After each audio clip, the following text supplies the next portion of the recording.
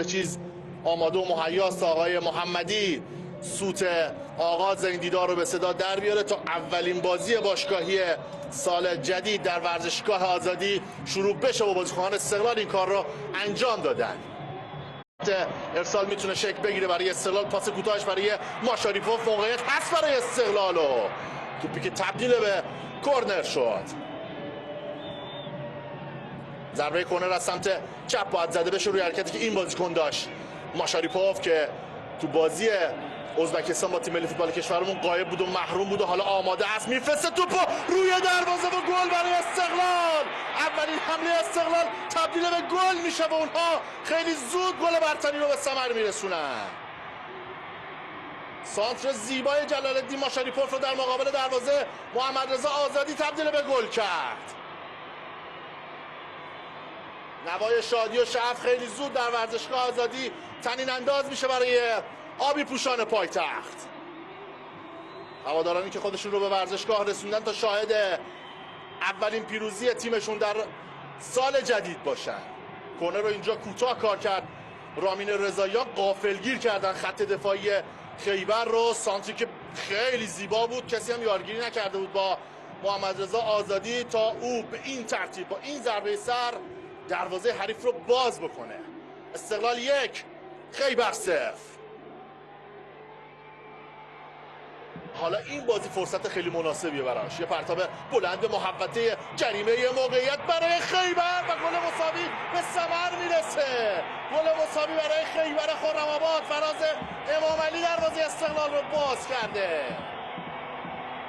حالا سر صدای هوادارهای خیبر تو ورزشگاه آزادی شنیده میشه. اجازه ندادن که خوشحالی استقلالی ها خیلی طول بکشه و زود به بازی برگشتن. ناامیدی برای هواداران استقلال، شاید گمان میکردن که با گل زود هنگامی که به ثمر رسوندن میتونن یه پیروزی پرگل رو به دست بیارن، اما فراز امامعلی که همیشه تو بازیاش مقابل استقلال خوب بوده بازی رو 1-1 کرد. یه پرتاب بلندی که اومد به محوطه جریمه، آشفتگی خط دفاع، ضربه سر جلالی که توأم نشد با ضربه سر صالح اردانی و نقطه کور خط دفاع صاحب توپ شد فراز امامعلی و این کنترل مناسب خودش شرایط رو مهیا کرد برای شوت زنی و دروازه حسینی باز شد. یه پاس بلند، چه فوتبال خوبی رو داریم می‌بینیم. رامین رضاییان تو محوطه جریمه حالا خطاش گرفته میشه. فراز امامعلی مجددا حوالی محوطه جریمه صاحب توپ شده، بازیکن خطرناک. کار خوب از بازیکن خیبر، یه لحظه سیلوا براشون مزاحمت ایجاد کرد، یه ارسال به مقابل دروازه و توپی که عرض محوطه جریمه رو طی کرد و کسی روش اثرگذار نبود تا گل دوم هم به دست بیاد. جلال الدین ماشاریپوف تو سر توپ زده.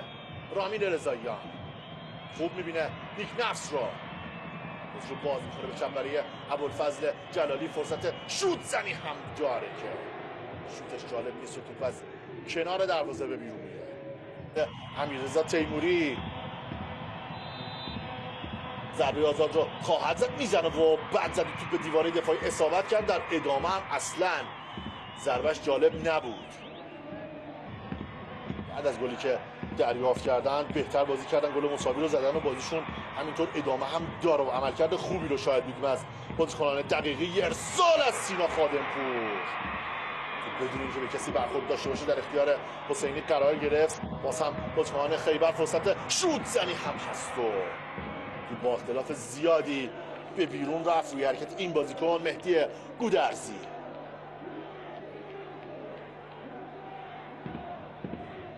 اینجا صاحب توپ شد، فضای لازم رو بهش دادن بازیکن استقلال تا توپو بیاره تو عرض و شوت زنی بکنه. این هم ضربه آزاد لحظات قبل خیبر و امیررضا تیموری بود که نتونست به خوبی از این موقعیت استفاده بکنه. اندوان به فضل جلالی بعد از گلی که آزادی زد خیلی دیگه صاحب توپو موقعیت نشده این بازیکن. سانت دوباره برای محمد رضا آزادی و کنترل بد این بازیکن باعث شد که فرصت از دست بره و اندونگم شوتش اصلا خوب نیست.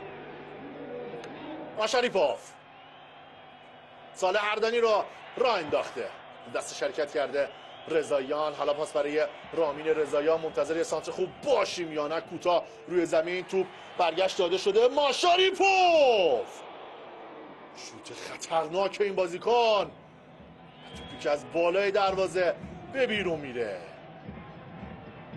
این پاس کوتاه رضاییان اشتباه بازیکن خیبر توسط خادمپور رو در ادامه این شوت پای چپ ماشاریپوف نتونستن ادامه صاحب توپ هم بشه و خط دفاعی خیبر خوب توپ از مخمسه در آوردن. حالا میرن برای خلق موقعیت ضد حمله برای خودشون. فرصت هست برای فراز امامعلی، گام‌های سریع این بازیکن. پاسش برای تیموری، دقاقله هم اضافه شده. سانتر دقاقله به روی دروازه، توپو برمیگردونه. گودرزی شوت زنی نمیکنه، حالا با پای راستش دوباره توپ چارچوب نیست و از بالای دروازه به بیرون میره. سمت راست ارسال بلند به روی دروازه، یه ضربه سر و توپی که به بیرون میره. محمد جواد محمدی تشکرم کرد از آقا جانپور به خاطر سانتری که داشت به روی دروازه. به این ترتیب بین دو مدافع بلند شد تا ضربه سر رو بزنه. خیلی تعادل خوبی نداشت. پاس نمایشی کوشکی به مقصد میرسه. اندوانگ لو داد. اندوانگ از بالا تحت فشار قرار میدن بازیکنان خیبر یاران استقلال رو. فراز امامعلی پاس تک‌ضربش برای محمدی، یه سانتر بلند روی دروازه، یه ضربه سر و ککس العملی داشت سید حسین حسینی رو نجات میده دروازه تیمش رو. رضا دقاقله این سانتری که اومد پشت سر صالح هردانی، این ضربه سر رو سید حسین حسینی با این واکنش این فرصت گلزنی خیبر بود بعد از گل مساوی که به ثمر رسونده بودن. یه پرتاب بلنده دیگه، باز هم فرصت هست و توپ برگشت میدن. ضربه سر از صالح هردانی.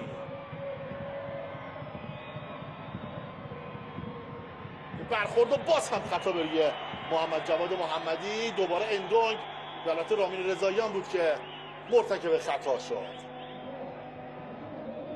اینجا بود که به پشت پا زد رامین رضاییان و تعادل محمد جواد محمدی بر هم خورد و آقای احمد محمدی که به صحنه هم نزدیک بود سوت رو به نفع خیبر به صدا در میاره. ضربات آزاد متعددی که شاگردان دقیقی به دست آوردن، نزدیکی های دروازه استقلال، ولی از هیچ کدومشون نتونستن بهره لازم رو ببرن. این بار باید ببینیم چه خواهند کرد. مهدی گودرزی دوباره پشت توپ هست و مأمور زدن این ضربه خواهد بود که انجام شده تو محوطه جریمه استقلال. فعلا آقای محمدی اجازه زدن ضربه رو صادر نکرده. بازیکنان خیبر اشاره دارن که تو به دست استقلالی ها رو صحنه قبلی برخورد کرده. مشورت داره با همکاران خودش در اتاق وی آر آقای محمدی. این صحنه که محمد جواد محمدی میخواد ضربه سر رو بزنه، صالح هردانی بلند شد برای زدن توپ. خیلی مشخص نیست که توپ به دست صالح برخورد داشته یا نه. باید ببینیم تصمیم تیم داوری چه خواهد بود.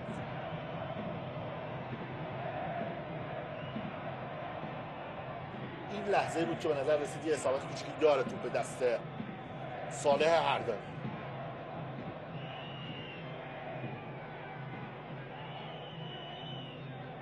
نه، قرار نیست که آقای محمدی خودش بیاد لب خط و صحنه رو مورد بازبینی قرار بده. باید ضربه آزاد برای خیبر زده بشه. مهدی گودرزی باید توپو بفرسته، اشاره میکنه که دستشون باز نشه بازیکن استقلال در دیواره دفاعی. گودرزی حالا میفرسته به روی دروازه، ضربه سر از حسینی پیشتاخته مدافع خیبر که توپ از کنار دروازه به بیرون فرستاد. یه ارسال بلند.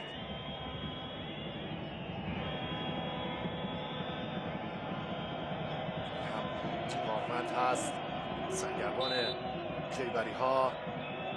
رامین رضاییان سانتر خوب به روی دروازه، ضربه سر از محمد رضا آزادی و توپ دقیقا رفت به وسط دروازه و دیناروند مشکل خاصی برای مهار توپ نداشت. شروع مجددی داره این دروازه‌بان. توپ رسیده به محمد جواد محمدی، برخورد و این دفعه داور اعتقادی به خطا نداره.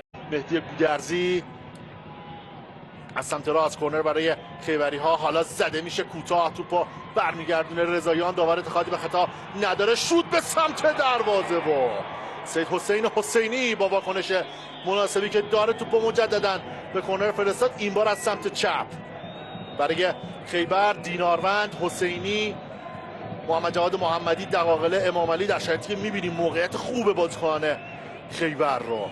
خادمپور، تیموری، ابرقویی، آقاجانپور، گودرزی و رنگرز بازیکنانی هستن که آقای دقیقی برای بازی انتخاب کرده. سید حسین حسینی برای دومین بار توی این بازی مجبور به واکنش شده. یه ارسال بلند، یه ضربه سر از مرادمند و در آستانه ورود توپ به دروازه و دستان بلند خودشون رو در اختیار گرفت سید حسین حسینی. پاس برای مهران احمدی با انگیزه های بالایی که داره، ضد حمله استقلال رو رهبری میکنه این بازیکن. ماشاریپوف پاس روی زمین، فرصت برای استقلال، توپی که حالا اینجا داور اعلام پنالتی میکنه. پنالتی به نفع استقلال. رامین رضاییان تو محوطه جریمه سرنگون شد و داور اعلام پنالتی کرد. ضد حمله خیلی سریعی که استقلالی ها داشتن پرتاب حسینی انجام شد. احمدی با گام های سریع خودش توپ رسوند به ماشاریپوف. پاس روی زمین ماشاریپوف برای رامین رضاییان که ضربه رو زد و در ادامه برخوردی داشت با دیناروند و آقای محمدی. نقطه پنالتی رو نشون داد. این که کاملا درست آفساید نیست.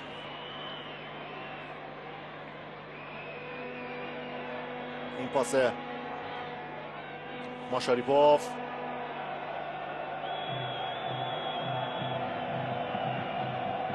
برای رامین رضاییان، رامین عقب‌تر از توپ بوده روی این صحنه.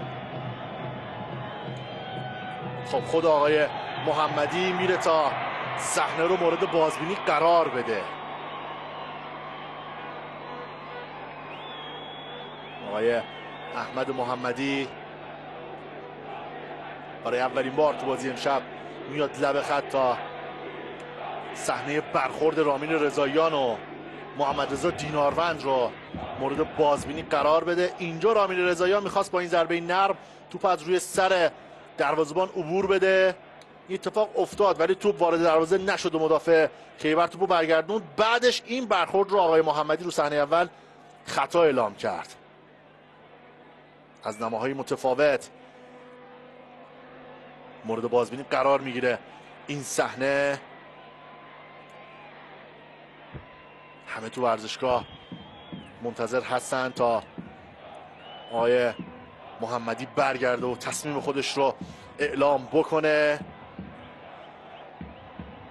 داور به زمین برگشته، نه پنالتی رو تایید نکرد. لب خط توپو تو جریان بازی نگه میداره رو به عقب. هردانی اضافه شده، صالح هردانی، ارسال بلند، رامین رضاییان ضربه سر و دیناروند توپو با آغوش کشید.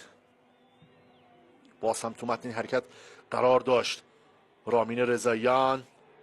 تو محوطه جریمه حریف دیده شد، به این ترتیب بلند شد، ضربه سر رو زد ولی توپش کمجون بود و دیناروند هم احساس ناراحتی داره به خاطر اون برخوردی که داشت با رامین رضاییان و مجتبی جباری هم در تصویر دیده میشه.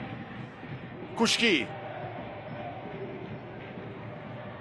یک دو با احمدی، کوشکی چرخش مناسب، فرصت برای استقلال.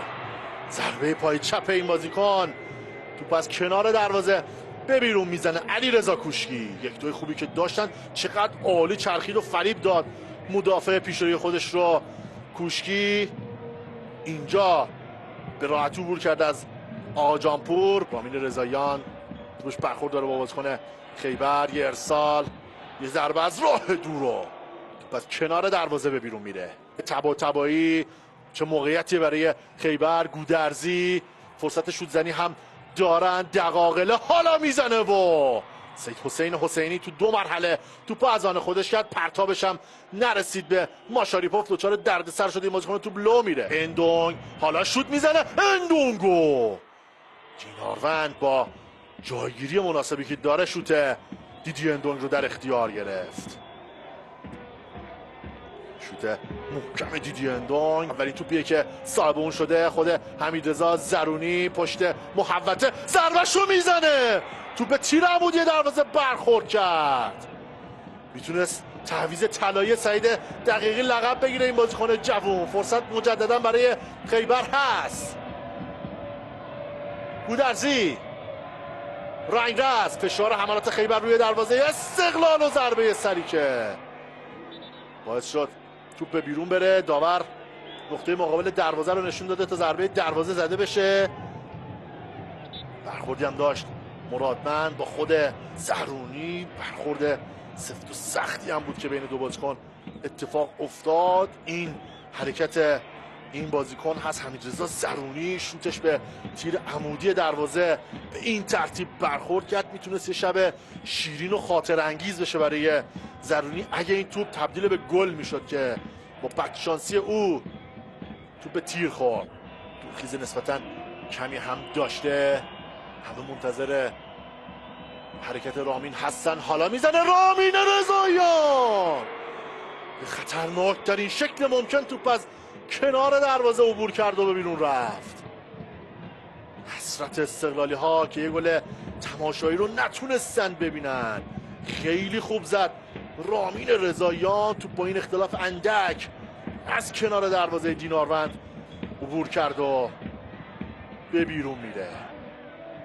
یه پاس در عمق. حرکت مسعود جمعه تک به تک با دروازه با راحت توپو از دست داد این بازیکن. رامین رضاییان همه راه ها رو بستن بازیکن خیبر. سید ابوالفضل جلالی سانتر تماشایی. دیناروند دچار اشتباه شده. توپ از همه عبور میکنه. به سرعت داره میدوه. صالح هردانی تلاش ستودنی این بازیکن برای حفظ توپ. سانتر بلند. دیناروند توپو در اختیار میگیره.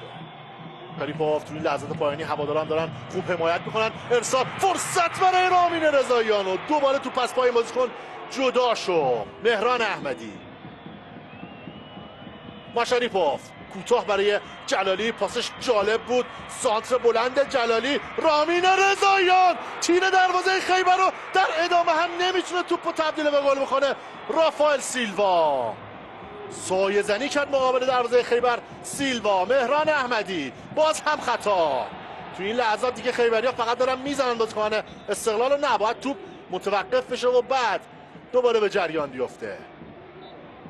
چه فرصتی بود برای استقلال. کاملا مشخص بود خطابری مهران احمدی. 6 دقیقه وقتای تلف شده نیمه دوم این بازی جذاب و تماشایی هست. ماشاریپوف دوباره برای جلالی. باز هم سانتر جلالی. دوباره زیبا هست. دوباره ضربه سر از رامین رضاییان که این بار تو شرایط متعادلی زده نمیشه و توپو برمیگردونه. مرادمند. اندونگ.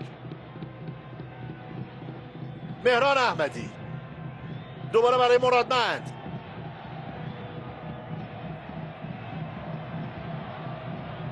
یه ارسال بلند دیگه. بازی مستقیم تو دستور کار استقلالی ها قرار گرفته. یه ضربه سر و دیناروند بیرون میاد و خیال هواداران خیبر رو راحت میکنه. چه پاسی داد ماشاریپوف. چه حرکتی داشت جلالی. سانتر تماشایی مثل همیشه روی دروازه. ضربه سر از رامین رضاییان. توپ از همه عبور کرده بود. دیناروند هم دیگه مغلوب شده بود ولی تیر افقی دروازه توپو برگشت داد. صالح هردانی بیرون نرفته. مرادمند. او حالا قصد ارسال داره یا نه. کوتاه برای اندونگ. مهران احمدی فرصت شوت زنی هم داره این بازیکن. چه شوت خوبی زد مهران احمدی و توپ با اختلاف کمی از بالای دروازه به بیرون میره.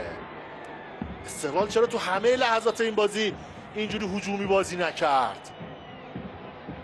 دقایق پایانی فرصت‌های خوب گلزنی زیادی رو خلق کردن. بازی خیلی خوبی هم از اونها شاهد بودیم تو شرایطی که استقلال کلا تو شرایط حمله بود.